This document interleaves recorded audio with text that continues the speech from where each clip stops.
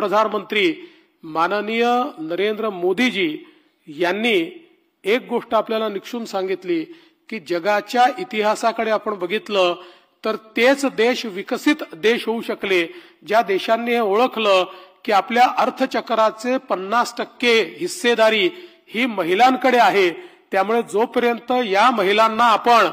आपल्या अर्थव्यवस्थेच्या केंद्रस्थानी आणणार नाही, जोपर्यंत या महिलांना आपण मानव संसाधन म्हणून विकसित करणार नाही, तोपर्यंत विकसित भारत होऊ शकत नाही। आणि म्हणूनच बेटी बचाओ बेटी पढाओ पासून ज्याची सुरुवात झाली ते आज लखपती दीदी पर्यंत पोहोचलेला आहे। आणि मला अतिशय आनंद आहे की बेटी बचाओ बेटी पढाओ सारखा एक अतिशय चांगला उपक्रम